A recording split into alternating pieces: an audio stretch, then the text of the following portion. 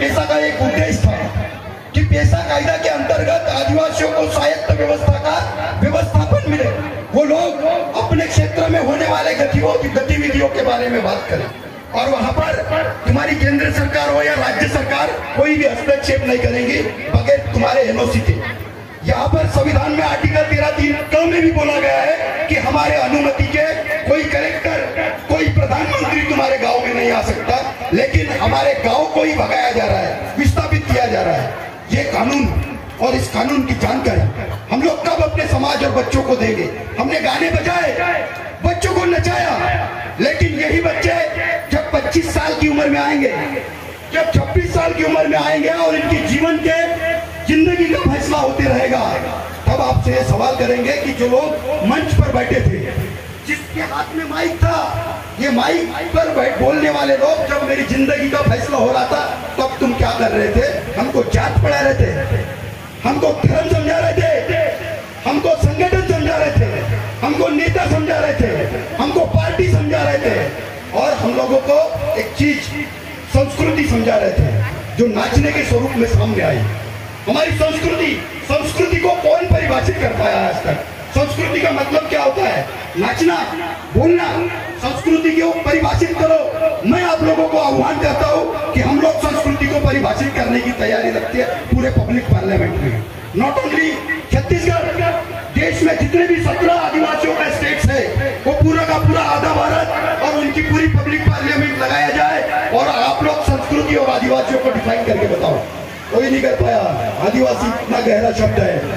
आदिवासियों को षड्यंत्रकारी सत्ताधारी जमात ने वनवासी बोला और वनवासियों के नाम पर कैंपेनिंग चलाई।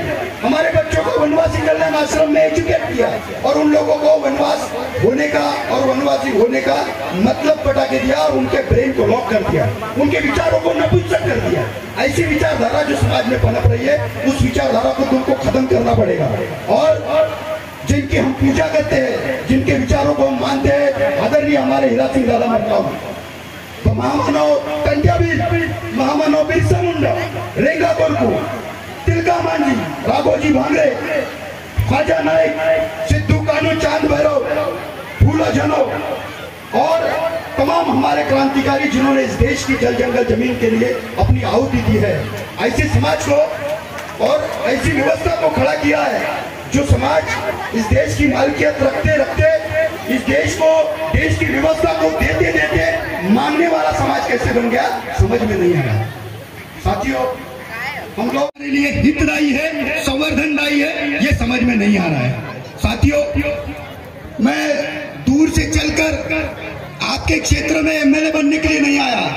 मुझे इस बात की भली भांति जानकारी है कि आने वाले 5 साल के बाद रेंगा खार की जमीन से आयरन निकाला जाएगा, इसी जमीन से तांबा निकाला जाएगा, इसी जमीन से कोयला निकाला जाएगा, जो विश्व का सबसे बड़ा कोल माइंस का बेल्ट है, जिसको तुम बालाघाट के नाम से जानते हो।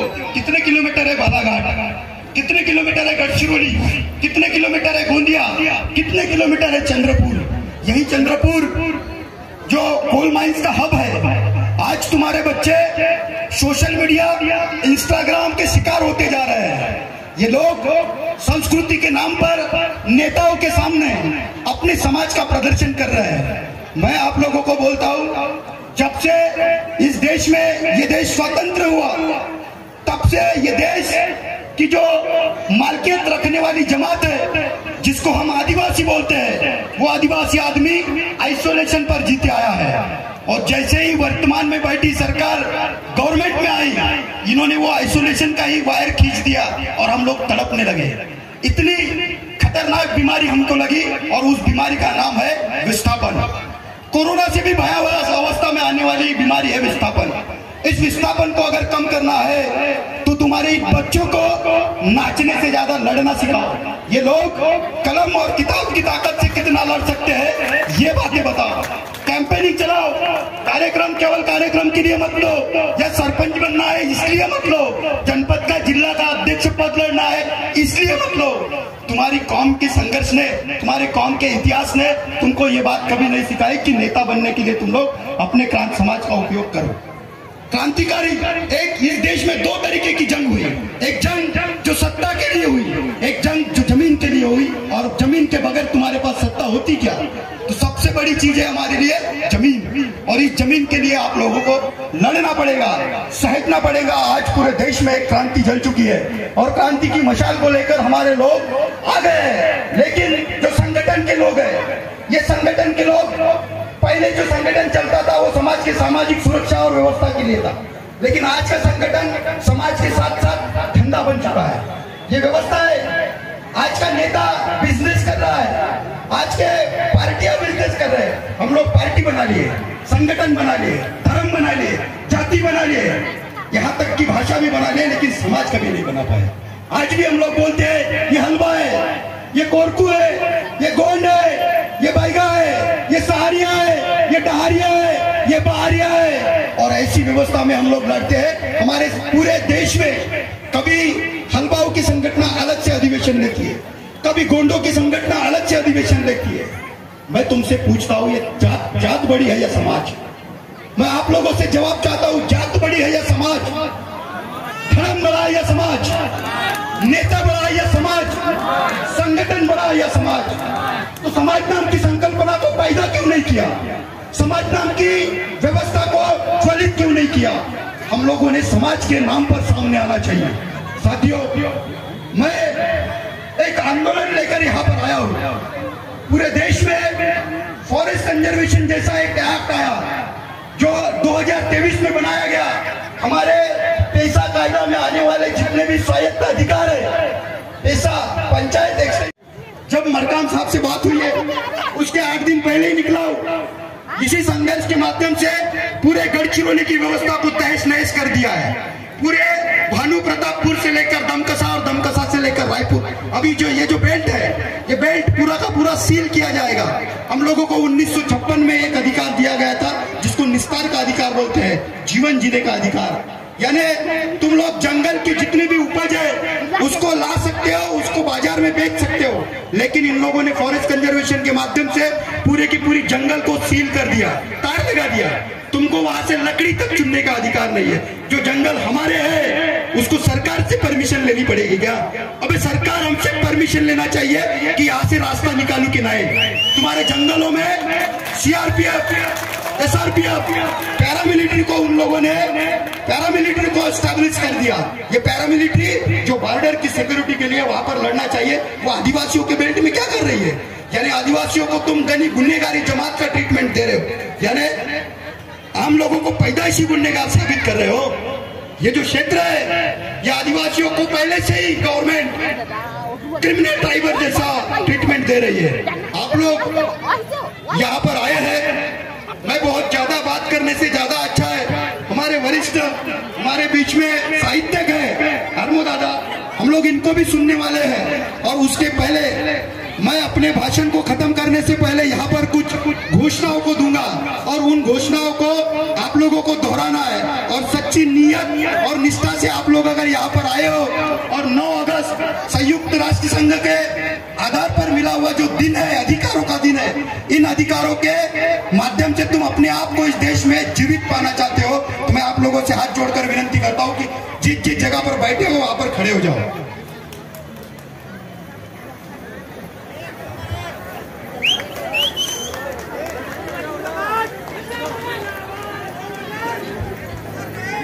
दादा संघर्ष करो, दादा संघर्ष करो। जय जय बुढ़ादेव, जय जय बुढ़ादेव। मैं इस मंच के माध्यम से जो भी घोष वाक्य यहाँ से दूंगा, जो भी दिल से आवाज निकलेंगी, वो तुम्हारा मेरे लिए उपभोग होगा। और आज के कार्यक्रम को हम लोगों ने सफल रूप से मनाया, इसका एक प्रतीक होगा।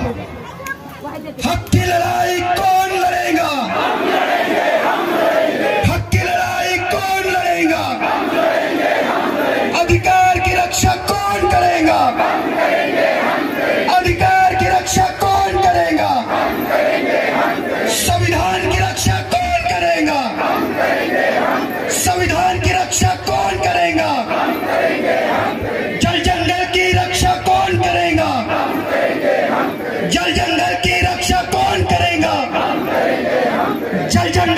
रक्षा कौन करेगा? इतिहास की रक्षा कौन करेगा? इतिहास की रक्षा कौन करेगा? जय जोहार, जय आदिवासी।